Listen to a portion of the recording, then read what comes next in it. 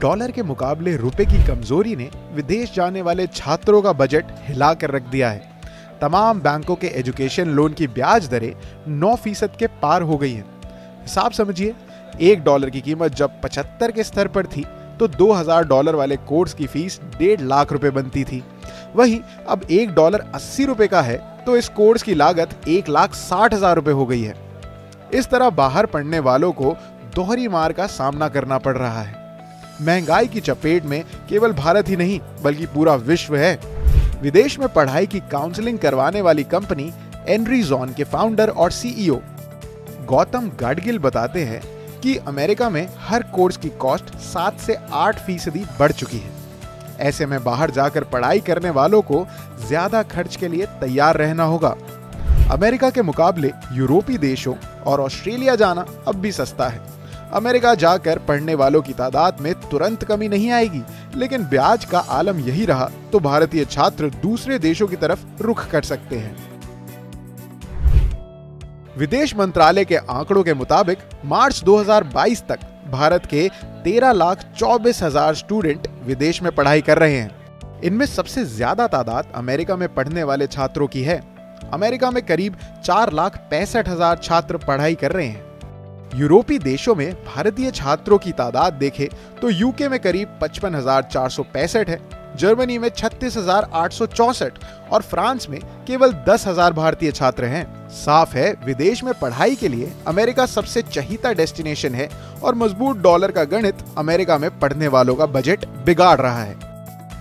Course की fees पर खर्चा बढ़ने का मतलब हुआ कि ज्यादा राशि का लोन लेना पड़ेगा। पहले जहां 50 लाख के लोन से काम चल रहा था, वहां 55 लाख रुपए का लोन लेना पड़ेगा। असर ये कि ईएमआई और ब्याज दोनों का बोझ बढ़ जाएगा। अगर 50 लाख का लोन 11.5% ब्याज पर लेंगे, जिसे आप 10 साल में अदा करेंगे, तो ईएमआई 70,298 बनेगी। इस पर 34,35,727 रुपए का ब्याज देना पड़ेगा।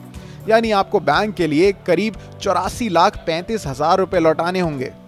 वहीं अगर 55 लाख रुपए का लोन लेना पड़ेगा तो 11.5% के ब्याज के अनुसार 77,237 रुपए की ईएमआई बनेगी।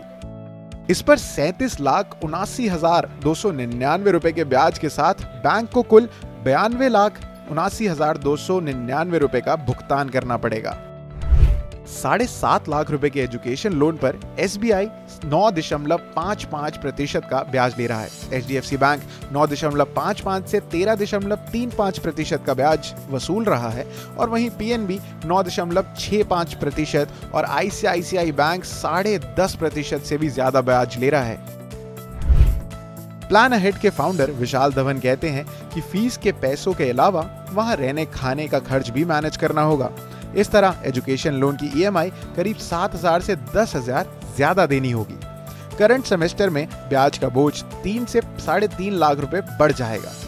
इससे बचने के लिए अगर पेरेंट्स बच्चों के अकाउंट में 1 साल का पैसा डाल सकते हैं तो काफी किफायती रहेगा। अगले सेमेस्टर में लोन लिया जा सकता है। इसलिए विशाल की राय ये है कि बच्चों की पढ़ाई के लिए लोन पर आश्रित ना होकर समय रहते निवेश कर लें, तो इन पैसों का इस्तेमाल ऐसे वक्त में किया जा सकता है। इंटरनेशनल मार्केट में निवेश करने वाले म्यूचुअल फंड डॉलर रुपए के झटके को बेहतर मैनेज कर पाते हैं। रुपए की गिरावट से ब्याज तो ज्यादा देना होगा, लेकिन इस रकम पर इनकम टैक्स की धारा 80E के तहत टैक्स डिडक्शन का लाभ भी मिलता है। पूरे ब्याज के भुगतान पर आप छूट क्लेम कर इसे अपनी सालाना इनकम से घटा सकते हैं। एजुकेशन लोन पर छात्र को मोरेटोरियम यानी लोन चुकाने में ग्रेस पीरियड भी मिलता है। इसके तहत एजुकेशन लोन की वापसी कोर्स की समाप्ति होने पर की जा सकती है। अगर 3 साल के कोर्स के लिए लोन लिया गया है तो छात्र और उसके परिवार को 3 साल तक लोन अदायगी की चिंता नहीं करनी पड़ेगी। कोर्स खत्म होने के बाद नौकरी मिलने तक भी 6 महीने से 1 साल तक का वक्त लोन के भुगतान के लिए मिलता है।